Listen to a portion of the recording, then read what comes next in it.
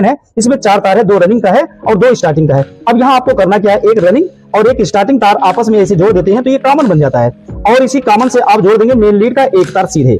अब main lead का जो दूसरा वाला तार होता है इसी सीलिंग फैन के आपको रनिंग वाले तार से जोड़ देना है ऐसे।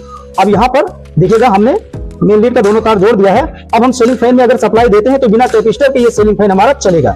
तो यहाँ पर देखिएगा सप्लाई हमने दे दिया है और ये हमारा फैन चल नहीं रहा है। अब ये जो हमारा स्टार्टिंग वायर है, अगर इस फैन के रनिंग से अगर हम टच करा के हटा लेते हैं तो देखिएगा फैन हमारा चल गया। वायर को हम हटा लेते हैं तो आप यहाँ जान लीजिए कि बिना कैपेसिटर के सीलिंग फैन तो हमारा चल गया है, लेकिन यहाँ पर क्या है कि स्टार्टिंग वाले वायर को हमेशा रनिंग से टच करा के आप बार बार तो हटा नहीं पाएंगे।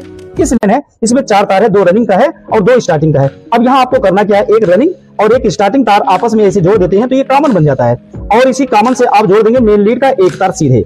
अब मेन लीड का जो दूसरा वाला तार होता है इसी सीलिंग फैन के आपको रनिंग वाले तार से जोड़ देना है ऐसे।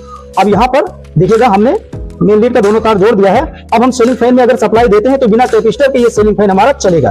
तो यहाँ पर देखिएगा सप्लाई हमने दे दिया है और ये हमारा फैन चल नहीं रहा है। अब ये जो हमारा स्टार्टिंग वायर है, अगर इस फैन के रनिंग से अगर हम टच करा के हटा लेते हैं तो देखिएगा फैन हमारा चल गया। वायर को हम हटा लेते हैं तो आप यहाँ जान लीजिए कि बिना कैपेसिटर के सीलिंग फैन तो हमारा चल गया है, लेकिन यहाँ पर क्या है कि स्टार्टिंग वाले वायर को हमेशा रनिंग से टच करा के आप बार बार तो हटा नहीं पाएंगे।